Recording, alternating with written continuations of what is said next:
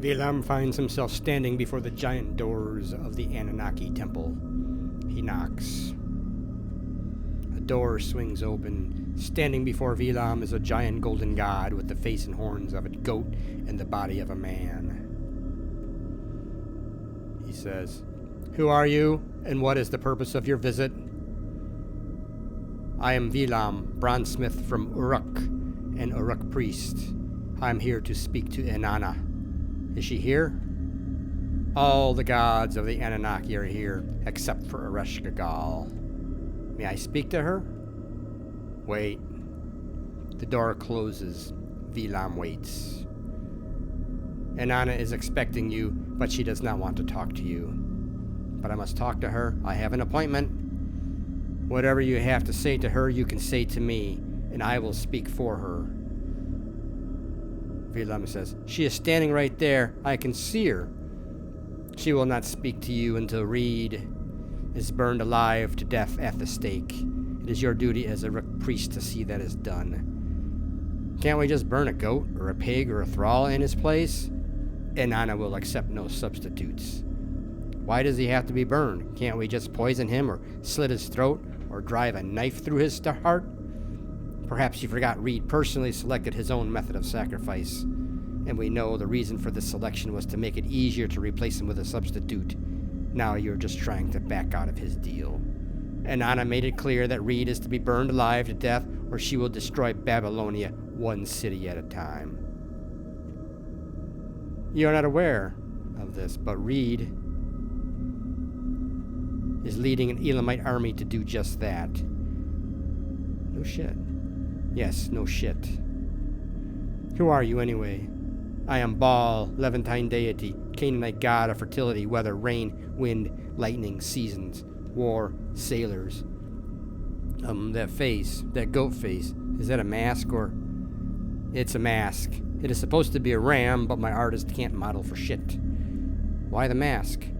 "Canaanite priests who worship me demand sacrifice of children. They demand they be burned alive. I wear this mask to scare the hell out of the children during their journey to the underworld. It's a real hoot." "How can you be so cruel?" "Well, this is turning into regular conversation." "Wait a second. Let me go sit outside." Baal the god sits on a stone throne outside the doors. He says, "That's better. I need to get out of there every once in a while. It gets tiresome talking to the same old gods all day. You seem like a smart enough guy. I heard you are a super genius. I think I can have an intelligent conversation with you." Veelam says, "Start by telling me where that throne came from. It wasn't here when I came in." "You know, you're just having a vision, right? It's like a dream. Things show up whenever and wherever they are needed and disappear for no reason. Anyway, I'm going to let you in on a little secret. The gods did not create man. Man created the gods to blame for their cruelty. Funny thing about man, I noticed, is that some men get their jollies from dominating other men, ordering them to do things they would not want to do. The more extreme and heinous the command, the more satisfying the compliance. Coercing a father or mother to burn a loved child is the epitome of this satisfaction. Some parents buy bastards to burn in place of their children.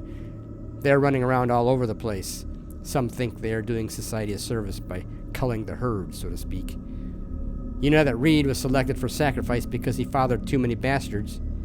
200 at last count. But I digress. The guilt and shame suffered by those indulging in such extreme cruelty is assuaged, at least in part, by blaming the gods. I know what you're thinking. Poor Baal. Always getting the blame. 4,000 years from now, some men will still blame me for their cruelty. I don't mean to paint man with a broad brush, but most men would never think of ordering someone to kill their own child. Only those men whose lust for power is all-consuming would do such a thing. Another reason men issue such orders is to measure the loyalty of their subjects.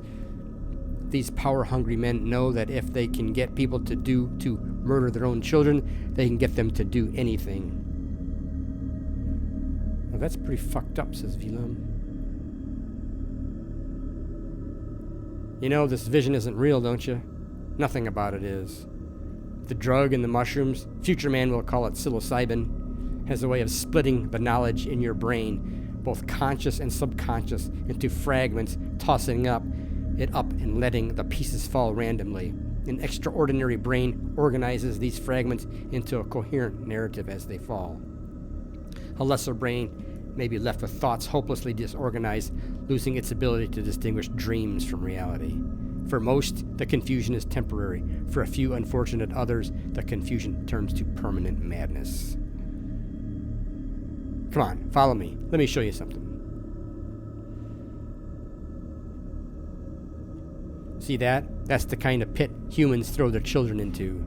I am certain priests must be stoned to order their flock to do that. I understand why you do not want to burn Reed. I mean, he is your friend. Unfortunately, this thing has gained a life of its own. Everyone from Canaan to Elam is convinced that Reed is the key to the destruction of Babylon. It is likely too late to stop it. There is still a chance. Civilization will be thrown into chaos. The weak will become strong, the strong will become weak, the sane will become insane, and the insane sane. Kings will become slaves, and slaves kings. Continue on your journey. The knowledge you gain may help to more quickly restore order and defeat Reed's army should you choose. Veelam contemplates. What do you know about a man named Rigumbi? Who? I know a slave named Angry Slave. There is hatred in his heart and ambition in his spirit. I wouldn't piss him off if I were you. Whatever you do, keep your sanity. You must remember this is not real, and you have no free will. It is all ordained by the gods. More specifically, by some guy on YouTube. He looks a little like you, only a lot older.